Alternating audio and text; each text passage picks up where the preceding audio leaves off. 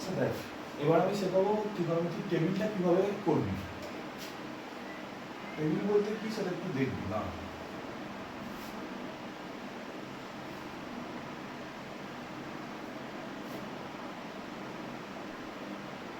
Theta 0 degree, 30 degree, 45 degree, 60 degree, 90 degree. ঠিক আছে?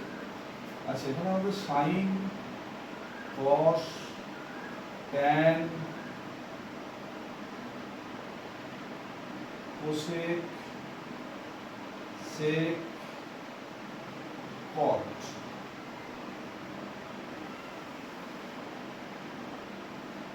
এই টেবিলটা আমরা কিভাবে করব সেটা একটু দেখা যাক।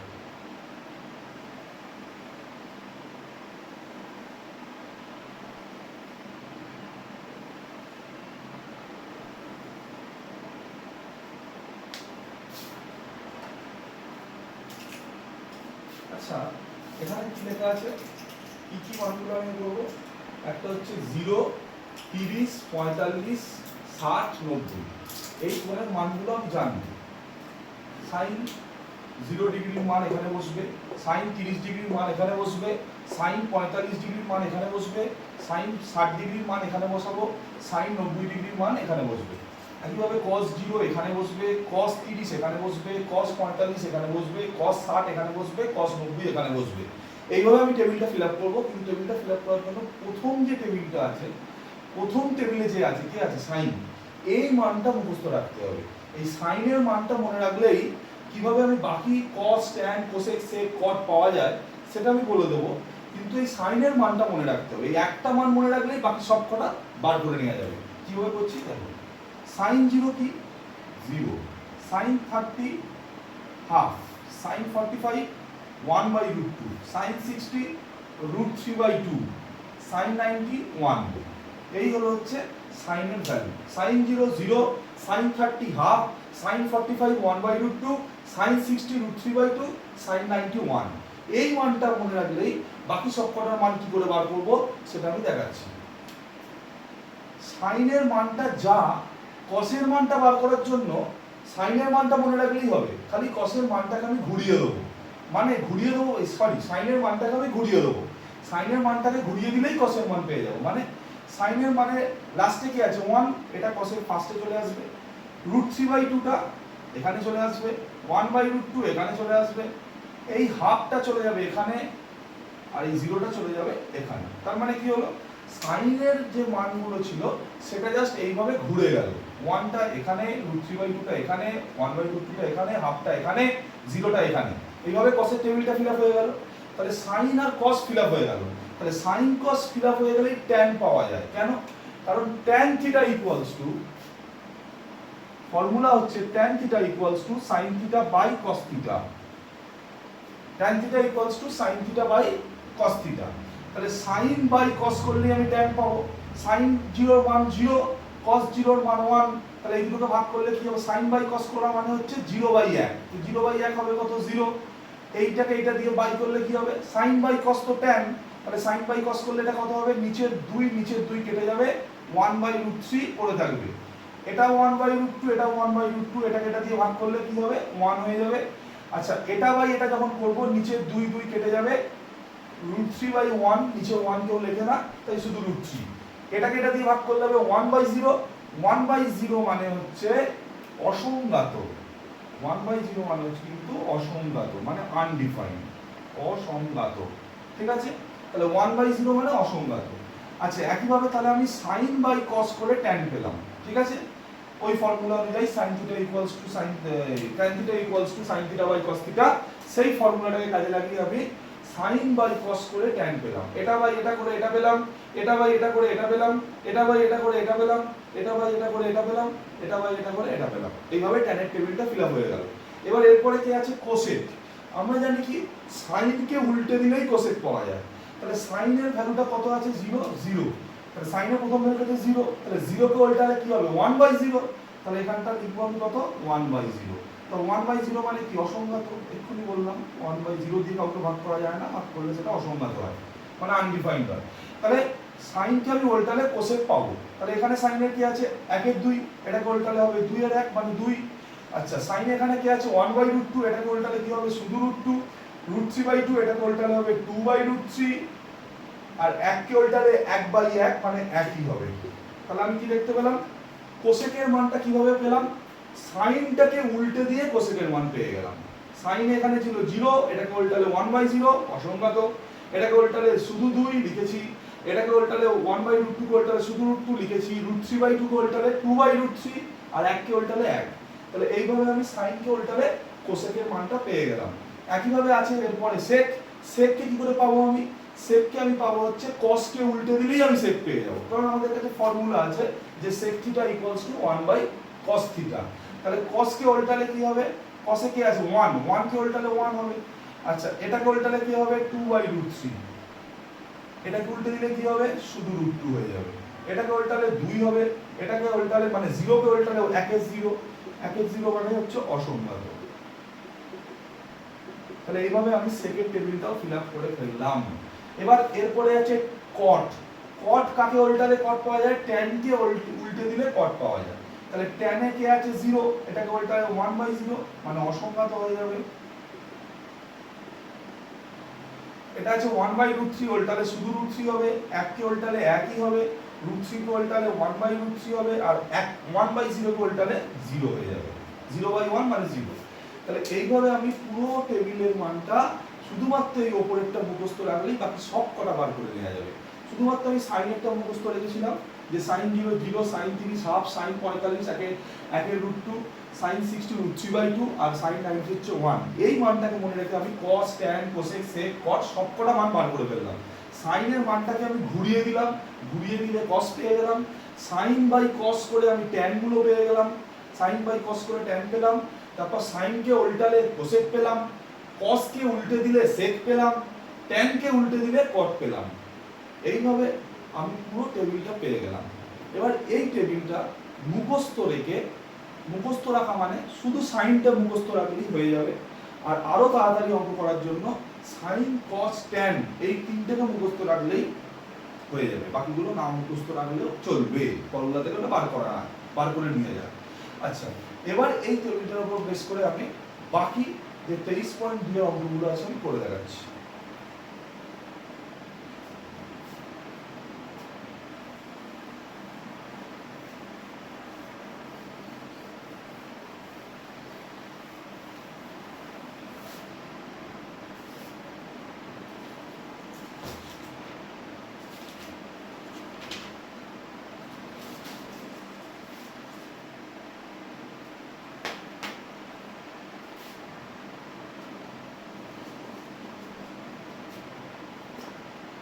আমি 5 এর দাগের 4 এর অঙ্কটা করছি 23.2, বসে দেখি 23.2।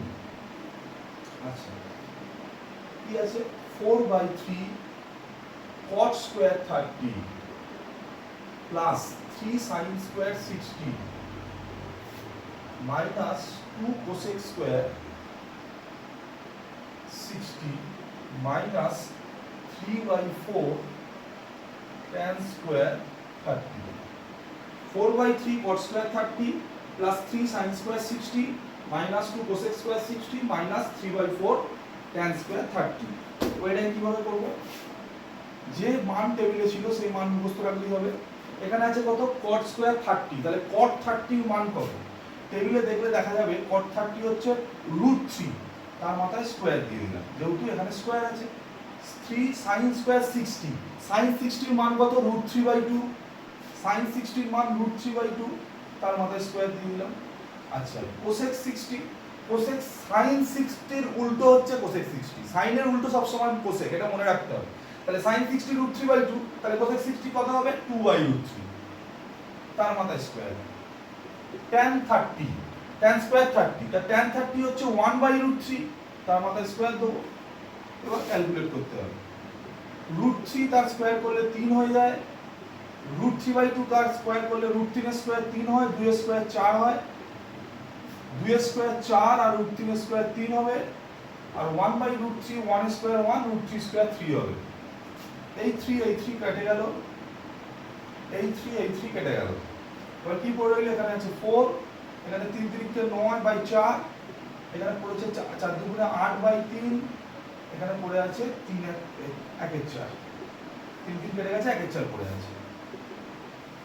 12 লসাগু, 4 12 48, 3 9 27, 4 8 32 হলো 14 মাইনাস 35/12, এটা হলো 40 এর 12। ঠিক আছে, এবার এটা কাটাকুটি করব।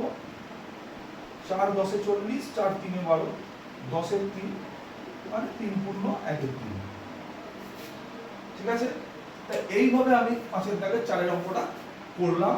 খালি কিছুই নয়, মানগুলো বসিয়ে দিয়ে ক্যালকুলেশন করলেই অঙ্কগুলো হয়ে যাবে, আর কিচ্ছু নেই অঙ্কগুলো। এই অঙ্কগুলো করার জন্য খালি মানগুলো মুখস্থ রাখতে হবে। আমি আরেকটা অঙ্ক করে দেখাচ্ছি।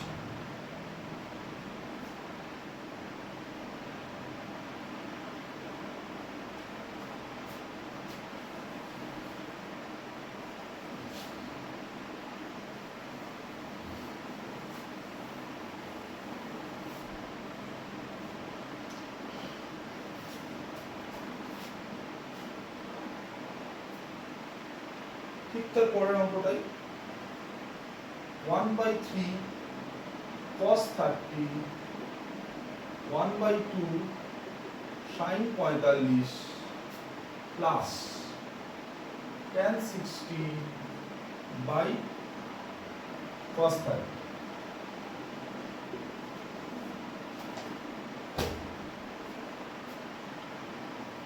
এবার মানগুলো বসাবো। cos 30 মান কত? cos 30 মান হচ্ছে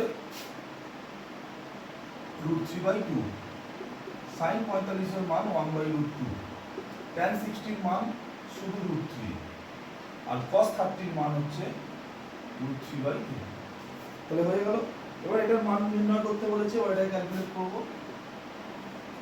√3/3 দুগুণে 6, এটা হবে 1/2√2। আচ্ছা, এই যে √3/2 ভাগ চিহ্নটা গুণ চিহ্ন হলে কি হবে? উল্টে যাবে, নিচের √3/2 টা উল্টে গেলে 2/√3, তাহলে √3 কেটে গেল। আচ্ছা, এখানে কি হবে? √3/6, এই যে বাইটা ভাগটা উল্টে গেলে নিচেরটা উল্টে যাবে, তাহলে 1/2√2 টা শুধু 2√2 হয়ে গেল। আর এখানে পড়ে আছে 2, এইখানে 2 কে 6 দিয়ে কাটলে 3 হয়ে যাবে। তাহলে কত হলো? √3 আর √2 গুণ করলে √6/3 প্লাস 2, এটাকে লসাগু করতে হবে। 3 লসাগু, উপরটা √6, 3 দুগুণে 6, তাহলে এই হয়ে গেল উত্তর, √6 + 6/3। ঠিক আছে, এটা হয়ে গেল অ্যান্সার। তো এইভাবে 5 এর দাগের অঙ্কগুলো করতে হবে। এছাড়া 5 এর দাগের অঙ্কগুলো কিচ্ছু নেই, খালি মান বসিয়ে ক্যালকুলেশন করলেই হয়ে যাবে।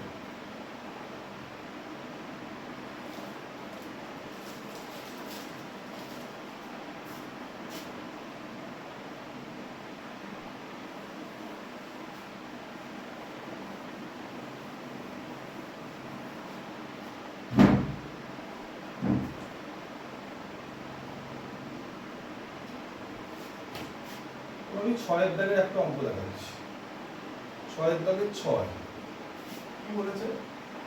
tan square π/4 sin π/3 tan π/6 tan square π/3। এটাকে 1 গুণ 1 এর 2 প্রমাণ করতে দিয়েছে। tan square π/4 sin π/3 tan π/6 tan square π/3, এটাকে 1 গুণ 1 এর 2 প্রমাণ করতে দিয়েছে। 1 গুণ 1 এর 2 প্রমাণ করতে হবে এটাকে। আচ্ছা, আমি বলে রাখি, এখানে পাই মানে হচ্ছে পাই রেডিয়ান, মানে 180 ডিগ্রি। এখানে পাই এর জায়গায় কত বসবে? 180 ডিগ্রি। ঠিক আছে, তাহলে এখানে পাইগুলোর জায়গায় আমি 180 বসিয়ে দিলাম।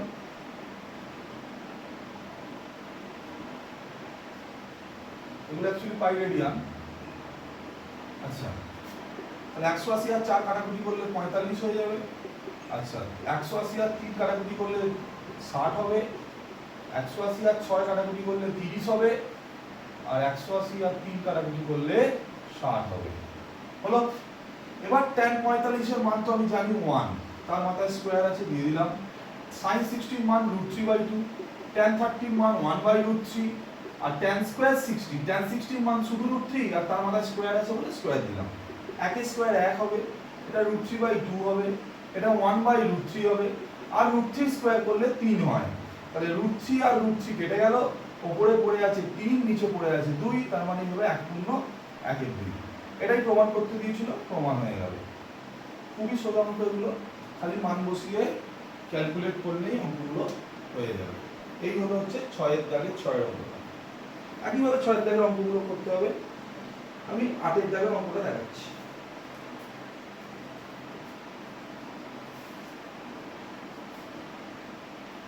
মুছে দিলাম।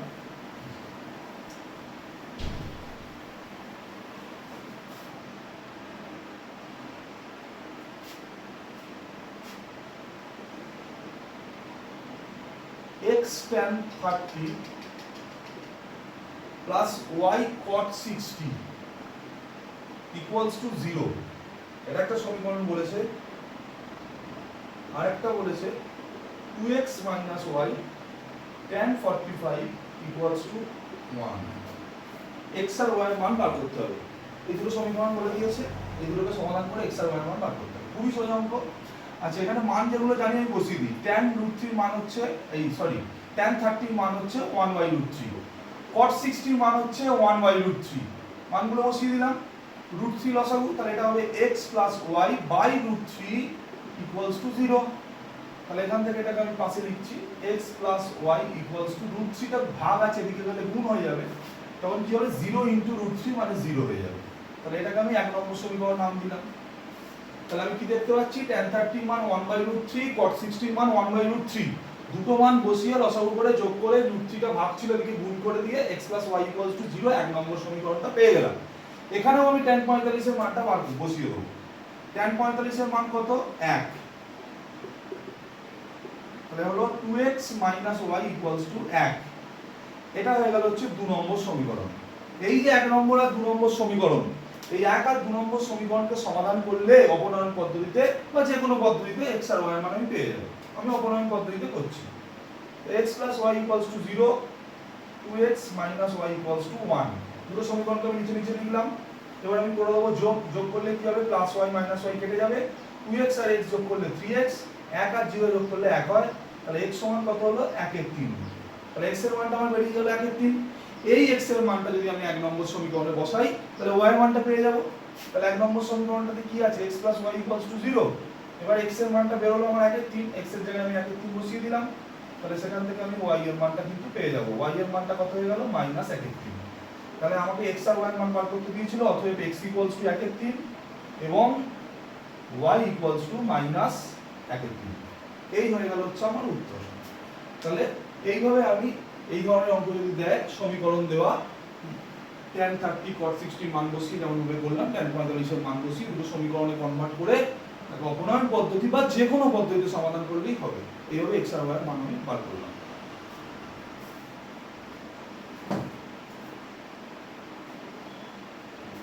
এরপর আমি 11 দাগের অঙ্কটা করছি।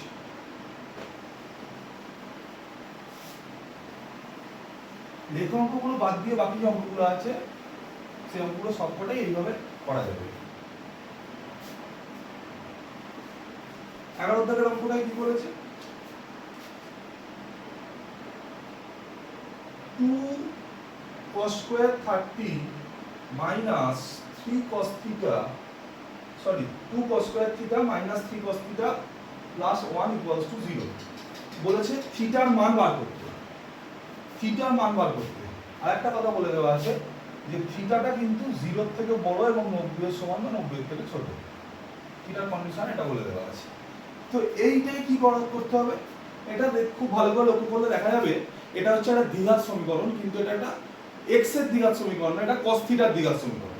তো এটাকে আমি দ্বিঘাত সমীকরণ যেমন ভাবে সমাধান করতাম, আমরা ফার্স্ট চ্যাপ্টারে করেছি, মিডল টার্ম ফ্যাক্টর দিয়ে, একই ভাবে এখানে মিডল টার্ম ফ্যাক্টর দিয়ে করব।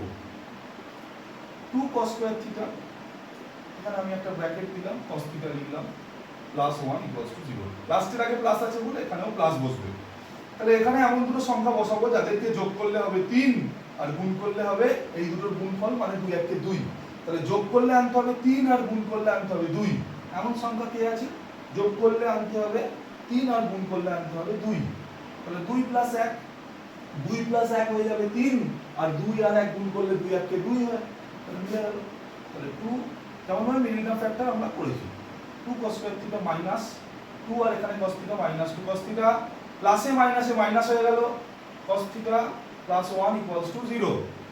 প্রথম দুটো থেকে আমি 2 cos থিটা কমন নেব, তাহলে এখানে cos থিটা পড়ে থাকবে, এখানে মাইনাস 1, আর লাস্টের দুটো থেকে কিছু কমন যাচ্ছে না তাই আমি মাইনাস 1 কমন নিচ্ছি। আর মাইনাস 1 কমন নিলে কি হয়, চিহ্নটা চেঞ্জ হয়ে যাবে, এই প্লাসটা হয়ে যাবে মাইনাস। হলো? এবার এখান থেকে আমি পেলাম 2 cos theta minus 1 into cos theta minus 1 equals to 0। এবার এখান থেকে দুটো পার্ট হবে 2 cos theta minus 1 equals to 0। তাহলে সেখান থেকে আমি লিখতে পারবো 2 cos theta equals two 1, cos theta equals two 1 এর 2। ঠিক আছে? আচ্ছা, হাফ cos কতর মান? cos কত ডিগ্রির মান হাফ? cos 60 এর মান হচ্ছে হাফ। cos 60 ডিগ্রির মান হাফ, তাই আমি হাফের জায়গায় লিখলাম cos 60। তাহলে বোথ সাইড থেকে cos cos উঠে গেল, উঠলে কি হবে, cos ইকুয়ালস টু 60। আচ্ছা, এইভাবে কিন্তু cos কে কিন্তু কোনোদিনই কাটাকুটি করা যাবে না, যেমন ভাবে তোমরা করো আগে এই cos এইভাবে কিন্তু কাটা যাবে না, ওইভাবে কিন্তু ত্রিকোণমিতির ফাংশনগুলোকে কাটাকুটি করা যায় না। তাহলে এখানেও cos 30 ইকুয়ালস টু cos 60, তাহলে cos cos উঠে গেল, theta equals two 60 degree. cos theta minus 1 equals to 0, এখান থেকে তাহলে পাবো আমি cos থিটা ইকুয়ালস টু 1। আচ্ছা, 1 cos কত মান? cos 0 ডিগ্রির মান হচ্ছে 1, তাহলে থিটা হচ্ছে 0 ডিগ্রি। ঠিক আছে? তাহলে এখানে থিটার দুটো মান বের হলো, একটা হচ্ছে 60 ডিগ্রি আর একটা হলো হচ্ছে 0 ডিগ্রি। তাহলে এখান থেকে cos এর দুটো মান বের হলো। এইভাবে আর অধ্যায়ের অঙ্কটা হয়ে গেল, শেষ। এইভাবে চ্যাপ্টারের বাকি অঙ্কগুলো করতে হবে।